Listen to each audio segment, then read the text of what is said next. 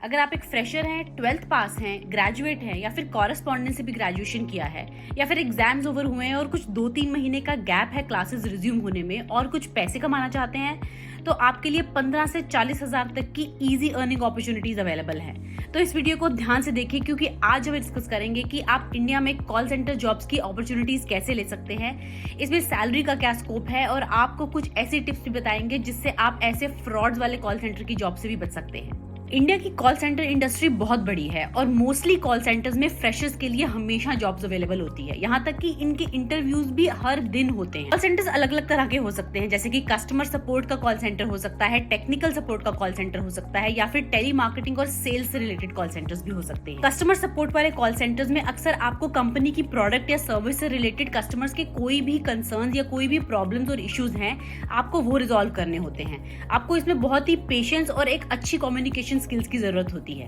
Technical call centres में आपको customers की टेक्नोलॉजी और आईटी से जुड़ी प्रॉब्लम्स को रिजॉल्व करना होता है। इसमें आपको टेक्नोलॉजी की ट्रेनिंग और प्रॉब्लम सॉल्विंग स्किल्स की ट्रेनिंग भी दी जाती है। और अगर बात करें टेली मार्केटिंग या सेल्स कॉल सेंटर्स की, तो यहाँ पर आपको कस्टमर्स को अपनी कंपनी के प्रोडक्ट या सर्विस को प्रमोट करना होता है और उनकी सेल करनी होती है। इसके लिए आपको अच्छी नेगोशिएशन स्किल्स और कुछ अच्छी कन्विंसिंग स्किल्स की जरूरत होती है। इनमें से कोई भी स्किल सेट अगर आपकी स्ट्रेंथ है या फिर आपका उसमें इंटरेस्ट है, तो आप वो अपने स्ट्रेंथ और इंटरेस्ट के हिसाब से चूज कर सकते हैं।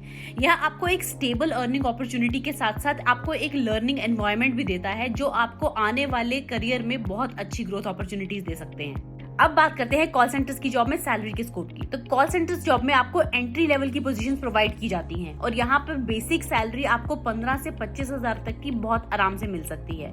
यहाँ तक कि सेल्स प्रोसेसेस में जहाँ पर टारगेट्स अचीव करने होते हैं, वहाँ पर इंसेंटिव्स की भी ऑप्शन होती है, जो आपको बेसिक सैलरी के ऊपर 20 हजार तक का मैक्सिमम इंसेंटिव कमाने का भी मौका देती है। कॉल सेंटर्स की जॉब में सैलरी हाइक और प्रमोशंस का भी स्कोप होता है, क्योंकि आप ओवर द टाइम अपने स्किल को और अपने एक्सपीरियंस को बढ़ाकर आप सुपरवाइजर, टीम लीडर या फिर मैनेजर जैसी पोजीशन तक भी पहुंच सकते हैं। इंडिया में कई इंटरनेशनल कॉल सेंटर्स भी ऑपरेट करते हैं, जहां पर अगर आपको पार्ट टाइम जॉब करना हो तो वहां आपको नाइट शिफ्ट और वीकेंड की शिफ्ट भी मिल जाती हैं, जिससे कि वहां पर आपको इंसेंटिवाइजेशन और एक्स्ट्रा पर्क भी मिलते हैं। लेकिन इन लेजिटिमेट कॉल सेंटर्स की जॉब के अपॉर्चुनिटी के साथ साथ कुछ नॉन लेजिटिमेट और फ्रॉड कॉल सेंटर्स का भी खतरा होता है, जिससे कि आपको सावधान रहना चाहिए। और इसके लिए कुछ टिप्स हैं जो आपको याद रखनी चाहिए जब भी आप किसी ऐसे कॉल सेंटर में जॉब लेने जाते हैं, तो उससे पहले इन चीजों का ध्यान रखिए। एक वैलिड और लेजिटिमेट कंपनी आपको हमेशा एक प्रॉपर ऑफर लेटर देती है आपकी ज्वाइनिंग से पहले, जिसमें कि पूरी डिटेल्स मेंशन होती हैं, जैसे कि आपकी डेजिग्नेशन क्या होने वाली है, आपकी डेट ऑफ ज्वाइनिंग क्या है, आपका सैलरी का स्ट्रक्चर क्या है और बाकी कंपनी की पॉलिसी भी बहुत क्लियरली मेंशन होती है। तो अगर आपको कोई सिर्फ वर्बल कमिटमेंट या फिर कोई इनकम्प्लीट ऑफर लेटर जो कि लेटर हेड पर नहीं दिया गया है या फिर जिसमें कंपनी का साइन और स्टैंप नहीं है, ऐसा ऑफर लेटर दिया गया है, तो ये एक रेड फ्लैग है। आप कभी भी ज्वाइनिंग करते हैं तो आप राइटफुली एक प्रॉपर ऑफर लेटर की डिमांड जरूर कर सकते हैं। वैलिड कंपनीज आपको एक कंप्लीट सैलरी का स्ट्रक्चर बताती है, जिसमें कि आपका बेसिक सैलरी, आपका डिडक्शंस और कोई इंसेंटिवाइजेशन है तो वो क्या है, ये सब एक प्रॉपर तरीके से मेंशन होता है।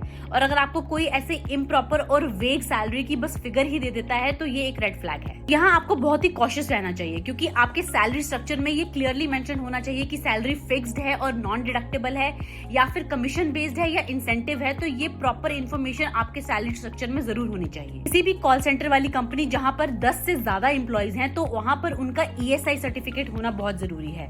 ये वेरीफाई करता है कि ये कंपनी एक वैलिड कंपनी है। तो कभी भी आप ऐसी किसी कंपनी में कॉल सेंटर का इंटरव्यू देने जाते हैं, तो उनसे उनका ESI सर्टिफिकेट के बारे में जरूर पूछें। और अगर आपको वो ESI सर्टिफिकेट का प्रूफ नहीं दिखा पाते हैं, तो हो सकता है कि वो कंपनी वैलिड नहीं है और फ्यूचर में आपको उनके साथ काम करने में, सैलरी लेने में प्रॉब्लम आ सकती है। इसी के साथ आपको इंटरनेशनल इलेजिटिमेट प्रोसेस चलाने वाले फ्रॉड कॉल सेंटर्स को भी पहचानना चाहिए, जिसके लिए आपको कुछ बातों का ध्यान रखना होगा। सबसे पहले तो अगर आपको बिना ही अप्लाई किए या फिर बिना एक प्रॉपर इंटरव्यू के ही जॉब ऑफर मिल जाता है, तो ये एक पोटेंशियल फ्रॉड कॉल सेंटर का साइन हो सकता है।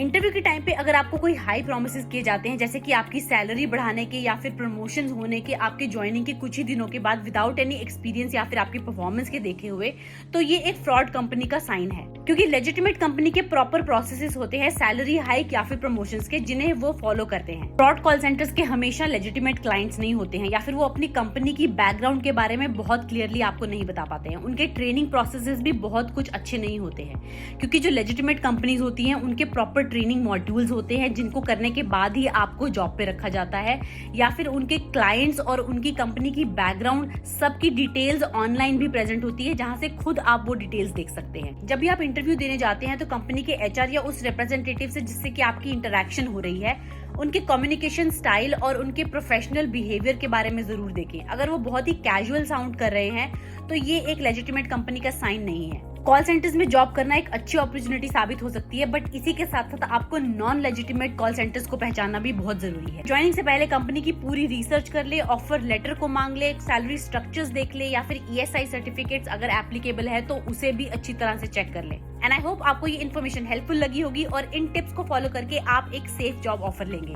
और अगर आपके पास कोई भी क्वेश्चंस है, कोई डाउट्स है, या किसी भी तरह की कोई और इन्फॉर्मेशन चाहिए इसी टॉपिक से रिलेटेड, तो आप उसे मेरे साथ कमेंट सेक्शन में जरूर शेयर करिए।